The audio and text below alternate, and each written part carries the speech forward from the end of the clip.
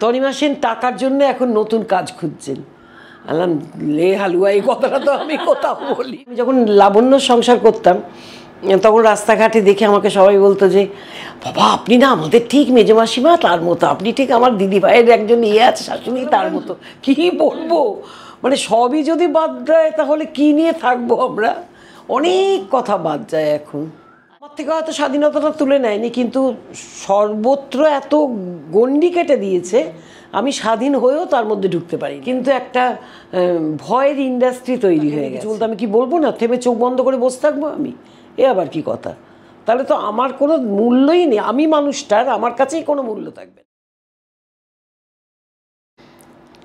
Welcome to Sharmila show house studio. আজ স্টুডিওয়ে আমার মন আলো করে রাঙিয়ে দিতে এসেছেন তনিমা সেন। তনিমা দি ওয়েলকাম। হঠাৎই আমার মনে পুলক জেগে উঠলো। হঠাৎ মনে তনিমা সেন এই হঠাৎ হঠাৎ পুলক জায়গাটা কিন্তু নানান ধরনের ইঙ্গিত বহন করে। क्या बात, क्या बात, क्या बात। আর এই পুলক আমার এ জীবনে মিটবে বলে মনে হয় না। ও সারা জীবন পুলক থেকে থেকে কেঁপে কেঁপে উঠবো। বাহ, দারুণ। পুলক বললে কেমন যেন আমার জানি না, এই প্রশ্নটা এসেই যায়। পুলক বন্দ্যোপাধ্যায়ের সঙ্গে আপনার কখনো দেখা হয়েছে? পুলক বন্দ্যোপাধ্যায়ের সঙ্গে দেখা হয়নি, কিন্তু হেমন্ত মুখোপাধ্যায়ের গানের মধ্যে দিয়ে ওনাকে অনেকবার পেয়েছি। তন্মা দি অনেক দিন হলো, কিন্তু আপনাকে দেখে মনে হয় যে আপনি সেই ছোট্ট মিষ্টি খুকিটি আছেন। কি করে এটা ধরে রাখেন নিজের মধ্যে, এরকম ছোট্ট বাচ্চাটিকে কি করে ধরে রাখেন? দুধ খেয়ে। নেশার মধ্যে একটি, সেটি হচ্ছে দুধ। তাই? আচ্ছা, দুধের কোম্পানিটার খোঁজ নিতে হবে। মানে আমি মা দিদিদের কাছ থেকে শুনেছি যে ছোটবেলায় বাচ্চারা যখন দুধের বোতল দেখলে কিংবা দুধের গ্লাস দেখলে ধাক্কা মেরে সরিয়ে দেয়, তখন আমি নাকি দুধ দেখে একদম চনমনিয়ে উঠতাম একেবারে। সেই চনমনিয়ে ওঠাটা এখনো আমার আছে। যেসব অভিনেতা অভিনেত্রীদের অভিনয় দেখার, মানে অভিনয় দেখারই সুযোগ পেয়েছি এবং সেই অভিনয়গুলোকে নিয়ে কাটাছেঁড়া করা বা তাদের কথা লেখা, তাদের সঙ্গে কথা বলা এবং দর্শকের কাছে পৌঁছে দেওয়ার সুযোগ পেয়েছি, তনিমাদি তাদের মধ্যে অগ্রগণ্যা। আমার তনিমাদির সঙ্গে এতটা ভালোভাবে ইন্টারভিউ নেওয়ার সুযোগ ঘটেনি, আজকে প্রথম ঘটলো। কিন্তু এই যে অভিনয়টা শুধু আপনার অভিনয়তেই আটকে থাকে না, মনের মধ্যে এমন সব চিত্র তৈরি করে যাতে প্রিয়জনরাও যেন এরকম হলেই ভালো হয়। না আসলে হয় কি, আমি না ভীষণ ছোটবেলা থেকে যেটা আছে, আমি সবাইকে ভীষণ লক্ষ্য করি। আচ্ছা, মহিলাদের, পুরুষদের, বড় হয়ে পুরুষদের তার কাজে লাগে না, কারণ অভিনয় করতে গেলে আমি যদি বেটা ছেলের মতো অভিনয় করি সেটা হবে না। কিন্তু আমি সবাইকে ভীষণ নকল করতাম। আমাদের বাড়িটা একটা সাদা শ্বেত পাথরের একটা রক আছে বাপের বাড়িতে, আর দুপাশে দুটো লাল রঙের বড় বড় থাম, লাল সিমেন্টের বড় বড় দুখানা থাম, তার উপরে বসিয়ে এরা সবাই বাড়ির বড়রা, পাড়ার বড়রা, পাড়াটা আমাদের একটা বাড়ির মতো, বুঝলি। একে বল কেভাবে হাঁটে, ও কীরমভাবে কথা বলে, আর আমি ওখানে বসে বসে দুলে দুলে সব করতাম। আমার অভিনয়ের শুরুটা কিন্তু ওইখান থেকেই বলতে পারো। বাবা মায়ের পুরো সাপোর্ট ছিল নাকি আলাদাভাবে আপনাকে? না না, আমি যখন অভিনয় করতে নেমেছি বাবা মারা গেছে। আমি খুব কম বয়সেই বাবাকে হারিয়েছি, কিন্তু কম বয়সে মানে বাচ্চাবেলায় নয়, কম বয়সে। তখনও অভিনয়ের কথা কিছু মাথাতেই আসেনি। আর এই সমস্ত জিনিসগুলো বাবা মারা খুব সাপোর্ট, হাসতো, সবাই মিলে যখন হাসতো, একে নকল করছি ওকে নকল করছি, তখন মানে এক সময় আমি ওদের বলতাম বলো তো এটা কে, ওরা বলে দিত, মানে তার মানে আমি কতটা তাকে ধরতে পেরেছি আর কি। সেখান থেকেই অভিনয়ের ইয়েটা এসেছে। আর ওই জন্যই না, ওই যে বললে যদি আমার নিজের কোনো লোক এরকম হয়, নিজের মানুষ, সেটা তো হবেই, কারণ আমি তো এই সব সাধারণ মানুষগুলোকে দেখে দেখেই অভিনয়টা করি। তাই জন্য আমি যখন লাবণ্য সংসার করতাম তখন রাস্তাঘাটে দেখে আমাকে সবাই বলতো যে বাবা আপনি না আমাদের ঠিক মেজমাসিমা তার মতো, আপনি ঠিক আমার দিদি ভাইয়ের একজন ইয়ে আছে শাশুড়ি তার মতো। মানে এই যে চেনার ছাপটা পেত আমার মধ্যে থেকে, সেটাই আমাকে খুব উৎসাহিত করতো। ঠিক, আপনি আপনার যে প্যাশন বা আপনার যে নেশা, সেটাই আপনি সারা জীবন ধরে রাখতে পেরেছেন, এটা একটা খুব বড় ব্যাপার। মানে সত্যি সেই জন্যই আমরা তনিমা সেনকে পেলাম আসলে। আর তার জন্যে কিন্তু যখন শুধু পরিচালকের ওপরে ভার থাকতো সেই পরিচালকদের কাছেও আমি কৃতজ্ঞ। তারপর যখন চ্যানেল ঢুকলো, চ্যানেলের কিছু মানুষের ওপর ভার থাকতো, তাদের কাছেও আমি কৃতজ্ঞ। কেননা ওরা অন্যদের বেলায় যতটা চাপ দেয়, চ্যানেল থেকে তো একটা চাপ দেওয়ার ব্যাপার থাকেই, আমাকে কিন্তু অতটা করে না। অতটা কেন, প্রায় মানে ধরে নাও 90% করে না। আর আমিও ঠিক তাদের মতো করেই একটা লিমিট রেখে করি, যাতে এর বাইরে যেতে না পাই। তো সেই জন্যে তখন তো আমরা ভীষণ আনন্দ করে কাজ করতাম। পুরনো কথাগুলো বলছি, একটা লেখা আসতো ঠিকই, একটা স্ক্রিপ্ট আসতো ঠিক তো, কিন্তু সেটা যাদের মুখস্থ করার তারা মুখস্থ করে কাজ করতো। আমার হচ্ছে দেখে নিয়ে কাজ করা আর কি, জায়গাটা বুঝে নিলাম এই সিনটাতে এইটা দরকার, হ্যাঁ ব্যাস ঠিক আছে, এটা দরকার বলে এবার কাজ করতে শুরু করলাম। তো এবং আপনাদের যেটা ছিল যে শিক্ষাগুরু ছিল বা একজন কর্ত্রী ছিলেন, যার পরিচালনায় আপনাদের সেই মানসিক গঠন বলুন বা অভিনয়ের যে একটা পরবর্তী ধাপ, সেটা আপনারা সেইভাবেই আহরণ করেছেন। শিক্ষা তখন আমরা জায়গা ছিল মানে কি, পরিচালক যদি আমার থেকে বয়সে ছোট, তখন কেউ ছোট ছিল না, এখন অনেক ছোট ছোট ছেলেটিলেরা এসেছে, কিন্তু আমি তাদের সেই জায়গাটাকেই সম্মান দিয়েছি যে ও পরিচালক। একটা মানুষ পরিচালক হয়েছে, তার তো নিজস্ব কিছু বুদ্ধি আছে, নিজস্ব কিছু চাহিদা আছে, এইসব কিছু মিলিয়েই সে পরিচালকটা হয়েছে। অতএব তুই ছোট দূর, তোকে পারতাম না, তুই তুকারি করলে কথা বলি হয়তো অনেকের সঙ্গেই, কিন্তু পরিচালনাটা যখনই ফ্লোরে আসছি, আমি অভিনেত্রী, সে পরিচালক, আমি কিন্তু তাকে সেই রেসপেক্ট, এই শোনো না বলছি যে এই জায়গাটাকে একটুখানি এরমভাবে করো, হ্যাঁ তুমি আবার আমাকে জিজ্ঞেস করছো, না খবরদার বলবে না, তোমাকে তো অবশ্যই জিজ্ঞেস করবো, হ্যাঁ করো করো, এটা তারও ভালো লাগে, আমিও ইয়ে করতে পারি। হ্যাঁ, তারপরে কোনো কথা, এখন তো অনেক কথা বলতে পারি না, আমরা অনেক কথা বলতে পারি না, হ্যাঁ মানে খুব সাধারণ সাধারণ কথা। আগে যদি বলতাম যে মানে কত কথা বলবো বাদা, তো সেরকম কিছু কথা বললাম, কাট কাট কাট, ও দিদি বলো না, দুয়ারে এসে গেছে, এই কতটুকুও বলতে পারবো না। আমি বললাম কী বলবো, মানে সবই যদি বাদ দেয় তাহলে কি নিয়ে থাকবো আমরা, অনেক কথা বাদ যায় এখন। আচ্ছা, মানে আপনি আগে যে সৃষ্টিশীলতা ছিল বা আপনার নিজস্ব সৃজনশীল ক্ষমতাটা আপনি ব্যবহার করতে পারতেন স্ক্রিপ্টের উপরে, বা আপনাকে সেই স্বাধীনতাটা দেওয়া হতো, সেটা এখন আর নেই। আমার থেকে হয়তো স্বাধীনতাটা তুলে নেয়নি, কিন্তু সর্বত্র এত গণ্ডি কেটে দিয়েছে, আমি স্বাধীন হয়েও তার মধ্যে ঢুকতে পারি না আর কি। তো ইদানিং আমি শুনছিলাম বা দেখছিলাম যে তনিমা সেনকে বাদ দেওয়া হচ্ছে, এইটা কি সম্ভব? মানে এখানে কি কোনো সন্দেহ আছে কি যে সত্যি সত্যি কি কনসিয়াসলি বাদ দেওয়া হচ্ছে? না, চারিদিক থেকে বাদ দেওয়া হচ্ছে কিনা আমি জানি না, তবে উড়ান থেকে কনসিয়াসলি বাদ দেওয়া হয়েছিল, পরে বুঝতে পারলাম।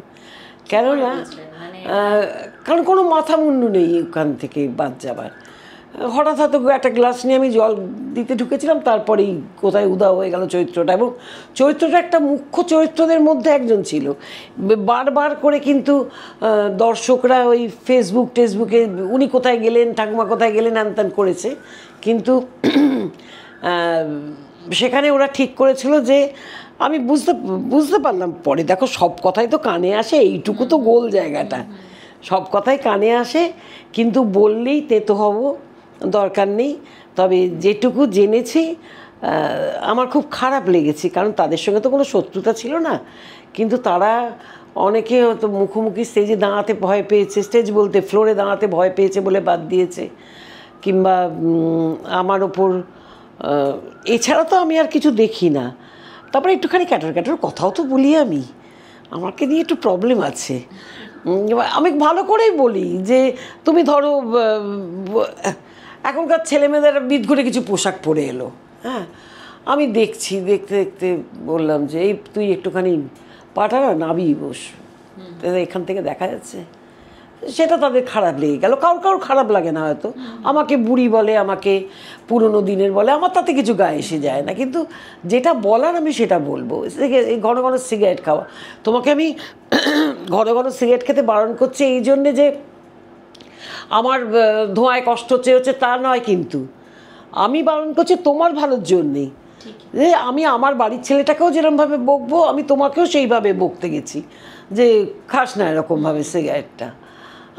ভীষণ চিন্তা মাথায়, আর আমাদের তো মাথায় চিন্তা নেই, তাই জন্য আমরা খাই না, যে গে এরকমভাবে। তারপরে কিছু কিছু ছেলে মেয়ের কিছু আচরণ আমার মনে হয়েছে, আমি বলেছি, আবারও বলবো দেখা হলে। আমার তো আমি জানি আমাকে যদি তুমি বুঝিয়ে দাও যে এটা আমি ভুল বলছি, তারা ঠিক, তখন আমি যদি বুঝি আমি তাহলে থামবো, কিন্তু না হলে আমি থামার পাত্র নই। স্পষ্ট করে একদমই। কিন্তু একটা জিনিস এটাতে আমার কাছে স্পষ্ট যে কোথাও গিয়ে রেসপেক্ট এই শব্দটা একটা মানে একটা দোলাচলের মধ্যে আছে। আমি যেমন অনেকদিন আগে একদিন দেখেছিলাম সুপ্রিয়া দি, হ্যাঁ, এই বয়স, মানে আমি যখন কাজ করতে নেমেছি তখন তো সুপ্রিয়া দি বয়স্ক মহিলা, তো রাত্রিবেলা চুপ করে একটা ঘরে বসে আছেন, তখন একটা ঘরেতে আরও অনেকে রয়েছি মেয়েরা, সুপ্রিয়া দি কর্নারে চুপ করে বসে আছে, আর নতুন মেয়ে আর্টিস্টরা সবাই সিগারেট খাচ্ছে 3-4 জন। তো আমি ঘরে ঢুকে দিদির দিকে এরমভাবে তাকালাম, চুপ করে এরমভাবে বসে আছে। তো আমি বেরিয়ে গিয়ে ওদের বললাম যে এ কী গো, ঘরের মধ্যে দিদি বসে আছে, ওরা সিগারেট খাচ্ছে। হ্যাঁ, সে কি দাঁড়া, এই ওরা গেল, গিয়ে বললো যে বাইরে গিয়ে সিগারেট খাও। তো আমি দিদিকে বললাম কিছু বললে না তুমি? কি বলবো তনিমা, এখন তো আমাদের যে কাজ দিচ্ছে এটাই যথেষ্ট, সব মেনে নিতে হয়। এই যে মেনে নেওয়াগুলো, আমরা ওনাদের সঙ্গে কাজ করেছি বলে মেনে নিচ্ছি, কিন্তু আমি আমার জন্যে না বলি, আরেকজনকে যদি অপমান করা হয়, অবহেলা করা হয়, আমি কিন্তু সেটা বলবো। আমি দেখেছি যে খায়, এই বারবার দরজাটা খুলছিস কেন, একটু টান দিয়ে আসছি, তুই বাবা ঘরে বসেই টান, এই দরজাটা খুললে আমার তো একটু গরম বাই আছে, এসির হাওয়া বেরিয়ে যাবে। ওরা তখন বাথরুমে মুখ ঢুকি ঢুকি খাচ্ছে। তো ঠিক আছে, আমি তো তোদের বাপ মা ঠাকুমা দিদিমা কেউ নই, খাচ্ছিস খা, কী আর বলবো। কিন্তু আমার জায়গায় যদি সাবিত্রী চ্যাটার্জি বসে থাকেন, কি কেউ বসে থাকেন অন্যরা, তখন আমি তাদের বলবো তুমি কেন ওনার সামনে খাচ্ছ, এটা আমি বলবো। এই যে কখনো গিয়ে কি মনে হয়েছে যে অবহেলার সংস্কৃতি, এটা আসলে সিনিয়রদের সরিয়ে দেওয়ার জন্য ব্যবহার করা হয় এক একটা ইন্ডাস্ট্রিতে, যে সরাসরি বলা হলো না কিন্তু এমন সব আচরণ ছোটদের দিয়ে করানো হলো যাতে পারতপক্ষে বলা হয় যে আপনার সময় হয়ে গিয়েছে, আপনি এবার আসতে পারেন। তাহলে নেয় কেন? যদি ঘরের ছেলে মেয়েরা করে এইটা ভেবে যে দিদিকে উত্ত্যক্ত করি, তারা বেরিয়ে যাবে, তাহলে সেটা একটা কথা। কিন্তু উঁচু ওপর মহল থেকে যদি বলে, তাহলে ওপর মহল থেকে আর্টিস্টকে নিয়েছে কেন? সেই আর্টিস্টকে নেওয়ারই তো দরকার নেই। নিয়ে এসে আমার মনে হয় না সেটা করে। কিন্তু আর এই যে ছেলেমেয়েরা করে, এটাও কিন্তু খুব গভীরতা থেকে আসে তা নয়, এটা ওরা অভ্যস্ত এরকমভাবে, হয়তো বাড়িতে বাবা মার সঙ্গেও করে, এটাই অভ্যস্ত। আমাদের পুরনো ব্যাপার, বাপ কাকাদের দেখে সিগারেট লুকোনো, এই লুকোনো, সেরকমভাবে আমরা মানুষ হয়েছি। এটা আমার মনে হয় না কেউ কাউকে মানে ইচ্ছাকৃত কিছু করছে, ওটা স্বভাবে দাঁড়িয়ে গেছে। এই উড়ান সিরিয়ালের আগে আমি আপনার সঙ্গে শেষ দেখা হয়েছিল বোধহয় অনুরাগের ছোঁয়া সিরিয়ালে, আমি গিয়েছিলাম তখন। না, সেটা শেষ দেখা নয়, কদিন আগে এটাতে। কিন্তু যাই হোক, ওই সময় আমি আপনার সঙ্গে আমার তখন বেশ মজার কথাবার্তা হয়েছিল আর কি। তো সিরিয়ালে এই যেটা বললেন যে আপনাদের চরিত্র খুবই দরকার, মানে একটা সিরিয়ালকে দাঁড় করানোর জন্য শুধু তো নায়ক নায়িকাদের দিয়ে হবে না, বা নতুন মুখ বাছাই করে এনে তাদের উপরেই মানে না না, কখনো হয় না, কারণ ভরকেন্দ্র চাপিয়ে দেওয়া, যে একটা ভার চাপিয়ে দেওয়া, যাতে তারাই ভরকেন্দ্র হয়ে ওঠে, তারাই সিরিয়ালের মুখ, তাদের দেখেই লাখো লাখো ছেলেমেয়েরা দৌড়ে আসছে, সিরিয়ালটা দেখছে, সিরিয়ালে টিআরপি বাড়ছে। কিন্তু বাদবাকি চরিত্রগুলো না হলে তো হয় না। এবং অনেক ক্ষেত্রেই সিনিয়র আর্টিস্ট তাদের যথেষ্ট সম্মান দিয়ে যে কদিন কাজ করুক না কেন তাদেরকে যথেষ্ট সম্মান দিয়ে আনা এবং আপনাদের সেটা কিন্তু আমি জানি না অন্যরা কি পেয়েছে, আমার দিক থেকে কোনো রকম অসুবিধা হয়নি। মানে প্রডিউসারের তরফ থেকেই বলো কিংবা প্রোগ্রামার যারা থাকে তাদের তরফ থেকেই বলো কিংবা পরিচালক অন্তত সামনাসামনি কোনো রকম আমার সঙ্গে কেউ খারাপ ব্যবহার, কোনো রকম মানে পাত্তা না দেওয়া মনোভাবও দেখিনি, কিংবা কোনো রকম আমি আমার দিক থেকে দেখি আপনি দেখেননি। কিন্তু তাও আপনার হঠাৎ করে সিরিয়াল থেকে বাদ হয়ে যাওয়া, আসলে না সবাই একটা সুতোয় ঝুলছে জানো, কে কখন বাদ পড়ে যায় এটা কিন্তু পরিচালকদের তো রয়েছে, প্রডিউসারদেরও একটা ভয় রয়েছে যে দুম করে যদি সিরিয়ালটা বন্ধ করে দেয়। কে যে কাকে ভয় পায়, কে যে কার শত্রু, সেটা এখনও বুঝে উঠতে পারলাম না। কিন্তু একটা ভয়ের ইন্ডাস্ট্রি তৈরি হয়ে গেছে যে না বাবা এটা বলবো না, কেউ যদি বলে ফেলে। তার মধ্যে আবার কিছু ব্যাপার থাকে, আমাদের ঘরের মধ্যে ছেড়ে রাখা আছে হচ্ছে কিছু তোতা পাখি। যেমন ধরো আমি কোনো কথা বললাম, সেটা টুক করে গিয়ে সে ভাবলো যে আমাকে রাখা হয়েছে তো এই কাজটা করার জন্যে, সে একটু রঙিন করে গিয়ে তার আগের কথাটা বললো না, পরের কথাটা বললো না, এই কথাটা। যেমন তোমরা সাংবাদিকরাও করো, এমন একটা হেডলাইন দিয়ে দিলে যে সেদিনকে যেমন একটা জায়গায় দেখলাম যে কারা লিখেছে তনিমা সেন টাকার জন্য এখন নতুন কাজ খুঁজছেন। আলাম লে হালুয়া, এই কথাটা তো আমি কোথাও বলিনি, এত তাড়াতাড়ি টাকার অভাব হবে না।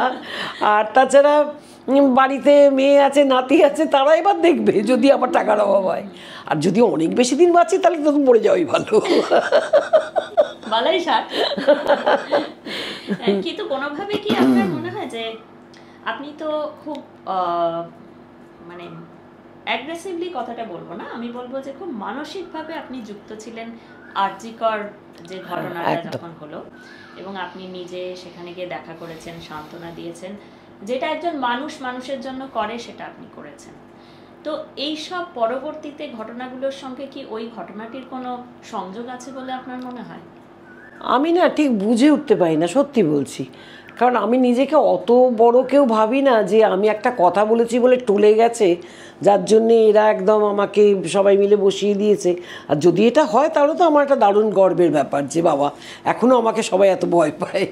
কিন্তু এটা আমি করবই, যদি জেনেও থাকি যে হ্যাঁ এটার জন্যেই বসিয়ে দেওয়া হয়েছে, আমি কিন্তু করেই যাব এটা, যে দল আসুক যেই আসুক তার ইয়েতে আমি এই কাজটা করেই যাব। কারণ আমি জানি যে আমি যেটা করেছি মোটেই ভুল করিনি।